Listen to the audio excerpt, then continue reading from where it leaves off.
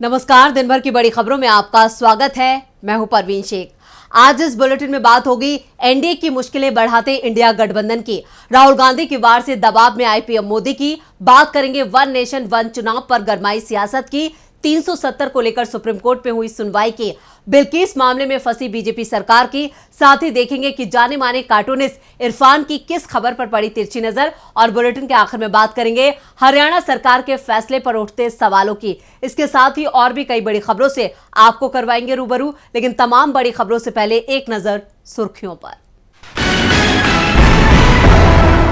Karnataka high court से JDS सांसद प्रज्वल रेवन्ना को झटका, लोकसभा से अयोग्य घोषित, चुनावी हलफनामे में गलत संपत्तियों की जानकारी देने का आरोप, हासन से जेडीएस सांसद थे रेवन्ना। झारखंड के सीएम हेमंत सोरेन को ईडी ने तीसरी बार भेजा समन, 9 सितंबर को होगी अगली पूछताछ। सुप्रीम कोर्ट ने सुनाया बड़ा फैसला, अवैध संतानों को भी मिलेगा मां बाप की संपत्ति में हक। महीने के पहले दिन शेयर बाजार में रही तेजी, सेंसेक्स 555 अंक चढ़कर 65,387 पर बंद, निफ्टी 181 अंकों की तेजी के साथ 19,435 पर हुआ बंद। ये तो थी सुर्खियां, और अब बात आज की सबसे बड़ी खबर की। मुंबई में इंडिया गठबंधन की तीसरी बैठक खत्म हो चुकी है। मुंबई बैठक के दूसरे दिन इंडिया गठबंधन ने कई बड़े ऐलान किए हैं। उद्धव ठाकरे ने कहा कि देश भर में हम गठबंधन की रैलियां करेंगे, साथ ही जुड़ेगा भारत तो जीतेगा इंडिया थीम तय हुई है और 13 सदस्यों की कोऑर्डिनेशन कमेटी बनाई गई है। क्या है पूरी खबर, देखते हैं ये रिपोर्ट। विपक्षी गठबंधन इंडिया ने आज मुंबई की मीटिंग में कई बड़े फैसले किए। इंडिया के नेताओं ने 14 सदस्यों की समन्वय समिति बनाने का ऐलान किया, साथ ही गठबंधन का नारा जुड़ेगा भारत जीतेगा इंडिया होगा।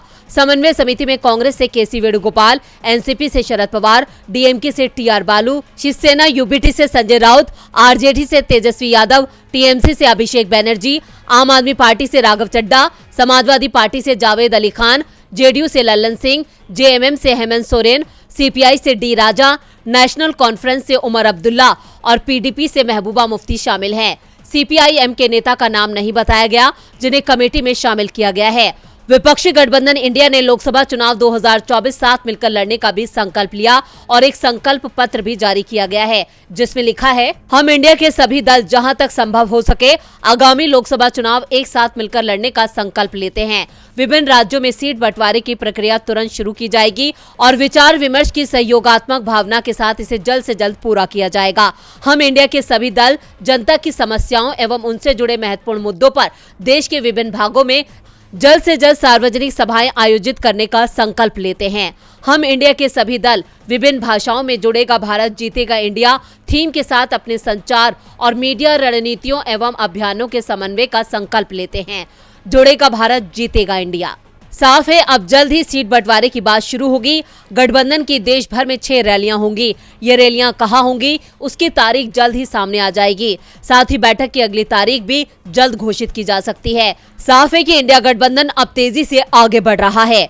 इंडिया ने एक बार फिर अपनी ताकत का एहसास कराया है। वहीं राहुल गांधी ने भी इंडिया की जीत का दावा किया है। 28 विपक्षी दलों के गठबंधन इंडिया की मुंबई बैठक के दूसरे दिन राहुल गांधी ने मीडिया से बात करते हुए कहा कि पीएम मोदी चीन के मुद्दे पर झूठ बोलते हैं, जिसके बाद बीजेपी खेमे में हड़कंप मच गया है। इंडिया गठबंधन में जल्दी ही सीटों का बंटवारा होगा और प्रचार तेज होगा। बैठक के बाद पत्रकार वार्ता में कांग्रेस सांसद राहुल गांधी ने एक बार फिर पीएम मोदी को अपने निशाने पर ले लिया। राहुल ने कहा कि हमारे प्रधानमंत्री और एक व्यक्ति के बीच की साठगांठ है, हम इस साठगांठ को उजागर करते रहेंगे।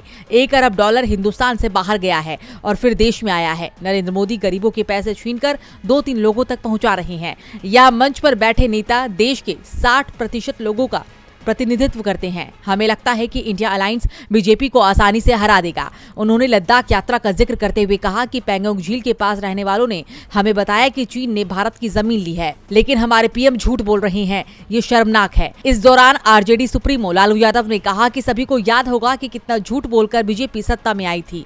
लालू ने कहा कि हम सब एक हैं और एक होकर ये लड़ाई लड़ेंगे। हम राहुल गांधी को विश्वास दिलाते हैं कि हम सब एक होकर सभी लोगों को समायोजित करके आगे सीट शेयरिंग अब शुरू करेंगे। कोई दिक्कत कठिनाई नहीं होगी। अपना नुकसान करके भी हम इंडिया को जिताएंगे, देश को बचाएंगे और मोदी को हटाएंगे।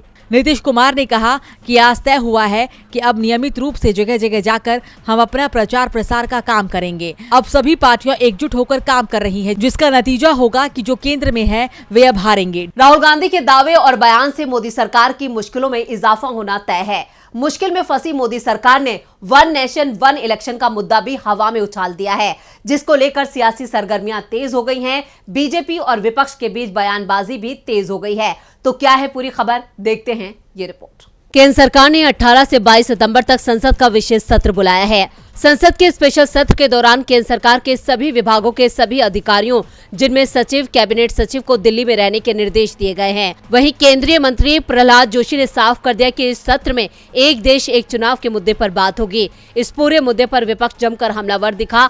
अब केंद्र सरकार ने इसके लिए एक विशेष कमेटी का गठन भी कर दिया है। इस कमेटी की अध्यक्षता पूर्व राष्ट्रपति रामनाथ कोविंद करेंगे। वन नेशन वन इलेक्शन के लिए मोदी सरकार ने एक समिति का गठन किया, जो इस पर अपनी रिपोर्ट देगी। इसका भी कोई आधिकारिक नोटिफिकेशन जारी नहीं किया गया है। संभावनाएं जताई जा रही कि इसे आज शाम तक ही जारी कर दिया जाएगा, लेकिन कमेटी अपनी रिपोर्ट कब देगी, इसकी घोषणा अभी तक नहीं की गई है। इससे पहले गुरुवार को केंद्रीय मंत्री प्रहलाद जोशी ने संसद का विशेष सत्र बुलाने की घोषणा की थी।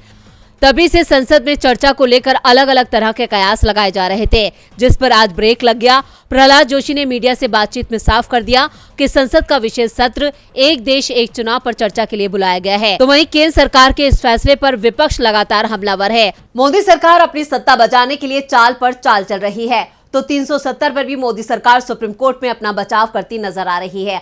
अनुच्छेद 370 और 35A को लेकर 14वें दिन भी सुप्रीम कोर्ट में सुनवाई हुई। केंद्र सरकार की तरफ से सीनियर एडवोकेट राकेश द्विवेदी ने दलीलें पेश की, तो वहीं ऑल इंडिया कश्मीरी समाज की ओर से सीनियर एडवोकेट वी गिरी पेश हुए। और क्या कुछ हुआ सुनवाई के दौरान, देखते हैं ये रिपोर्ट। अनुच्छेद 370 से जुड़ी याचिकाओं पर आज भी सुनवाई हुई। सीजेआई डीवाई चंद्रचूड़ की अध्यक्षता में 5 जजों की संविधान पीठ मामले की सुनवाई कर रही है। केंद्र सरकार की ओर से सीनियर एडवोकेट राकेश द्विवेदी ने दलीलें पेश। सुनवाई के दौरान द्विवेदी ने कहा कि हम किस संप्रभुता की बात कर रहे हैं। महाराजा हरि सिंह तब विलय के लिए सहमत हुए जब वे अपने क्षेत्र की सुरक्षा नहीं कर सके, उनका जहाज डूब रहा था। सुप्रीम कोर्ट में केंद्र के वकील ने अपने दलील में कहा कि हमारी स्वतंत्रता भारत स्वतंत्रता अधिनियम से दान में नहीं मिली। हमने पहले ही गणतंत्र बनाने का संकल्प ले लिया था। हमने सभी राज्यों के शासकों को यह स्पष्ट करने के लिए अनुकूलन आदेश में संशोधन किया कि जिस क्षण आप दस्तावेज पर हस्ताक्षर करते हैं, आप संघ का हिस्सा हैं, आप अभिन्न हैं। ये हैरानी वाली बात है कि मेरे दाहिनी ओर बैठे मित्र जो लोकतंत्र में आस्था रखते हैं, एक ऐसे ताज के आधार पर स्थायित्व की मांग कर रहे हैं जो कब का जा चुका है। ऑल इंडिया कश्मीरी समाज की ओर से सीनियर एडवोकेट वी गिरी पेश हुए। उन्होंने कहा कि इंस्ट्रूमेंट ऑफ एक्सेशन पर 27 अक्टूबर 1947 की तारीख है। युवराज कर्ण सिंह की ओर से जारी घोषणा देखिए। युवराज के पास पूरा संविधान अनुच्छेद 370 समेत था। एक बार 370 हट जाए और जम्मू कश्मीर का एकीकरण पूरा हो जाए तो किसी भी संप्रभुता का प्रतीक कानून बनाने वाली शक्ति है। कानून बनाने की शक्ति संघ और राज्य के पास है। आपको बता दें कि बीते दिनों केंद्र सरकार ने सुप्रीम कोर्ट में कहा था कि हम जम्मू कश्मीर में कभी भी विधानसभा चुनाव करवाने के लिए तैयार हैं, लेकिन पहले पंचायत और म्यूनिसिपल चुनाव होंगे। 370 पर क्या होगा सुप्रीम कोर्ट का रुख, इस पर देश और दुनिया की नजरें हैं। नजरें तो बिल्किस बानो केस पर भी हैं। गुजरात मामले को करीब 21 साल गुजर चुके हैं, लेकिन लोग अब भी इंसाफ की आस में दिन गुजार रहे हैं। खासकर हैवानियत का शिकार हुई बिल्किस बानो को अभी तक इंसाफ नहीं मिला है। उल्टा 11 दोषियों की सजा खत्म की जा चुकी है। वहीं अब सुप्रीम कोर्ट में गुजरात सरकार के फैसले को चुनौती दी गई है, जिस पर आज सुप्रीम कोर्ट में सुनवाई हुई। क्या किसी मामले के दोषी के सुधर जाने से मामला खत्म हो जाता है? क्या किसी भी दोषी में बदलाव बेगुनाह के लिए इंसाफ है? ये सवाल इसलिए उठाए जा रहे हैं क्योंकि बिल्किस बानो के गुनाहगारों में एक दोषी के वकील ने दलील दी है कि क्रिमिनल जस्टिस सिस्टम का मुख्य उद्देश्य व्यक्ति में सुधार लाना ही है। जस्टिस बीवी नागरत्ना और उज्जवल भुइया की बेंच के सामने वकील सिद्धार्थ दरअसल लूथरा, बिल्किस बानो और अन्य की ओर से दी गई दलीलों पर जवाब दे रहे थे, जिन्होंने गुजरात सरकार के फैसले को अवैध बताया कि दोषियों ने अपने ऊपर लगाया जुर्माना भी नहीं भरा। इस याचिका पर लूथरा ने कहा कि मुश्किल से मुश्किल मामलों को छोड़कर क्रिमिनल जस्टिस सिस्टम का मुख्य उद्देश्य व्यक्ति में बदलाव लाना ही है। सजा के दौरान लगाए गए जुर्माने की राशि नहीं देने से सजा माफी पर कोई फर्क नहीं पड़ा। उन्होंने कहा कि छूट अवैध है क्योंकि दोषी को भी तभी छोड़ा जा सकता है जब उसने सजा पूरी कर ली हो। उन्होंने फाइन नहीं दिया, इसलिए उन्हें सजा पूरी करनी होगी। हालांकि लूथरा ने कहा कि जो जुर्माना लगाया गया वो सजा का हिस्सा नहीं था। उनके क्लाइंट ने विवाद को खत्म करने के लिए ट्रायल कोर्ट में इसे जमा करा दिया है। अब दोषी के वकील ने तो सुधार की बात कह दी है, लेकिन उन बेगुनाह लोगों का क्या जिनकी पूरी जिंदगी बर्बाद हो गई। अब देखना होगा कि क्या कानून की तरफ से उन्हें इंसाफ मिलेगा या नहीं। क्या सुप्रीम कोर्ट गुजरात सरकार के आदेश को रद्द करेगा या नहीं। बिल्किस को कब मिलेगा इंसाफ, ये बड़ा सवाल है। सवाल तो मणिपुर को लेकर भी उठ रहे हैं। मणिपुर में कब शांति लौटेगी, ये सवाल सबके जहन में है। सरकार जब भी शांति कायम होने का दावा करती है तो उस वक्त कई घटनाएं सामने आ जाती हैं जो सरकार के दावों की पोल खोल देती हैं। इस मामले में सुप्रीम कोर्ट में सुनवाई चल रही है और अब कोर्ट ने इसे लेकर बड़ा फैसला किया है। तो क्या है कोर्ट के निर्देश, देखते हैं ये रिपोर्ट। मणिपुर में जातीय संघर्ष की शुरुआत के करीब 4 महीने बीत जाने के बाद भी पूर्वोत्तर राज्य में शांति बहाल नहीं हो पाई है। राज्य में आए दिन हिंसा की खबरें आती रहती हैं। सुप्रीम कोर्ट ने मणिपुर में हुए जातीय संघर्ष से संबंधित महिलाओं से दुर्व्यवहार के मामलों को असम ट्रांसफर किया है। आपको बता दें कि मणिपुर मामले की जांच केंद्रीय जांच ब्यूरो यानी सीबीआई कर रही है और मौजूदा वक्त में सीबीआई के पास मामलों की संख्या 27 हो चुकी है। दरअसल मामले की सुनवाई असम में कराए जाने की मांग सुप्रीम कोर्ट के सॉलिसिटर जनरल तुषार मेहता की मांग पर हुई है। मेहता ने कोर्ट में कहा कि मणिपुर में जज किसी न किसी जनजातीय समुदाय से हो सकते हैं। इसके बाद chief justice DY Chandrachud, justice JB Pardiwala और जस्टिस मनोज मिश्रा की पीठ ने गुवाहाटी हाईकोर्ट के चीफ जस्टिस से इसे स्थानांतरित मामलों में प्री ट्रायल चरणों को संभालने के लिए गुवाहाटी में स्थानीय अदालतों को नामित करने के लिए कहा, जिसमें रिमांड के लिए आवेदन, हिरासत का विस्तार, वारंट जारी करना भी शामिल है। ये न्यायिक अधिकारी मुख्य मजिस्ट्रेट या सत्र न्यायाधीश के पद के होंगे और मणिपुर में उपयोग की जाने वाली एक या और भी कई भाषाओं में बातचीत करने में सक्षम होंगे। मणिपुर सरकार के मुख्य सचिव इस न्यायालय के निर्देशों के क्रियान्वयन के समन्वय के लिए आयुक्त या सचिव के पद से नीचे का एक नोडल अधिकारी नामित करेंगे और समिति को अपने जनादेश का निर्वहन करने के लिए सभी साजो सामान और अन्य आवश्यक सहायता प्रदान करेंगे। मणिपुर के बाद देखते हैं जाने माने कार्टूनिस्ट इरफान की किस खबर पर पड़ी तिरछी नजर।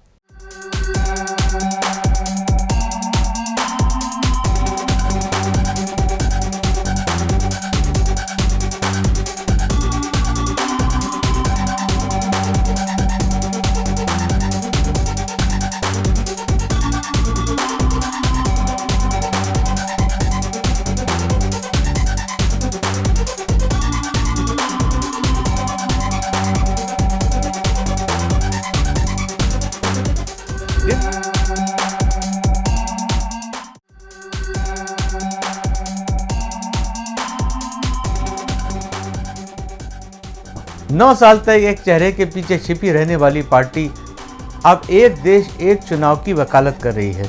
तर्क यह है कि सन 1967 तक भी एक तरह के ही चुनाव होते थे, यानी कि एक ही चुनाव पूरे देश में हुआ करते थे।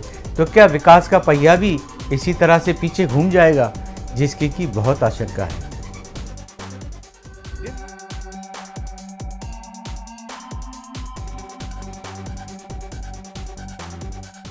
बहुत बहुत शुक्रिया इरफान जी। और बुलेटिन के आखिर में बात हरियाणा से सामने आई एक खबर की। केंद्र की मोदी सरकार पर आरोप लगते रहे हैं कि वो नए अधिकारियों की जगह पुराने अधिकारियों को लगातार सेवा विस्तार दे रही है। इसके लिए सरकार संसद में कानून लेकर आई और अब मोदी सरकार के नक्शे कदम पर हरियाणा की खट्टर सरकार भी चलती दिखाई दे रही है। क्या है पूरी खबर, देखते हैं ये रिपोर्ट। चुनाव आयोग की नियुक्ति हो या ईडी डायरेक्टर का मामला, मोदी सरकार की नियुक्ति प्रक्रिया पर हमेशा सवाल उठते रहे हैं। ये दोनों ही मामले सुप्रीम कोर्ट तक पहुंचे। बाद में सुप्रीम कोर्ट ने चुनाव आयुक्त की नियुक्ति के लिए एक कमेटी भी बना दी। बाद में इस कमेटी को भी सरकार ने बदल दिया। ईडी डायरेक्टर के मामले में तो कोर्ट ने जमकर सुनाया भी था और संजय मिश्रा के कार्यकाल को 15 सितंबर के आगे बढ़ाने से साफ इनकार कर दिया। इस बीच अब हरियाणा की बीजेपी सरकार भी कुछ ऐसे ही फैसले लेती दिखाई दे रही है। हरियाणा में सीएम मनोहर लाल शुक्रवार को 2 रिटायर्ड आईएएस की नियुक्तियों ने सबको चौंका दिया। पहला, सरकार की रिटायरमेंट के 24 घंटे में ही सीनियर आईएएस RK खुल्लर को सीएम का चीफ प्रिंसिपल सेक्रेटरी यानी सीपीएस नियुक्त कर दिया गया। गुरुवार को राजेश खुल्लर लगभग 35 वर्षों की सेवा के बाद रिटायर हुए थे। रिटायरमेंट के बाद मुख्य सचिव संजीव कौशल की अगुवाई में हरियाणा आईएएस ऑफिसर्स एसोसिएशन ने उन्हें रिटायरमेंट की शुभकामनाएं भी दी थी, लेकिन 24 घंटे में ही उन्हें नई नियुक्ति मिल गई। इसी तरह मुख्यमंत्री के मुख्य प्रधान सचिव के पद से सुबह हटाए गए डीएस ढेसी को शाम तक नई नियुक्ति दे दी गई। उन्हें प्रिंसिपल एडवाइजर शहरी विकास लगाया गया है। सरकार ने दोनों की नियुक्तियों के आदेश जारी कर दिए हैं। ऐसे में सवाल उठ रहे हैं कि क्या बीजेपी की सरकार में अधिकारियों की कोई कमी है? एक ही अधिकारी को ही बड़ी जिम्मेदारियां दी जा रही है, यहाँ तक रिटायरमेंट के बाद भी उन्हें नई नियुक्तियां मिल रही है। तो आज इस बुलेटिन में इतना ही। देखते रहिए डीबी लाइव। नमस्कार।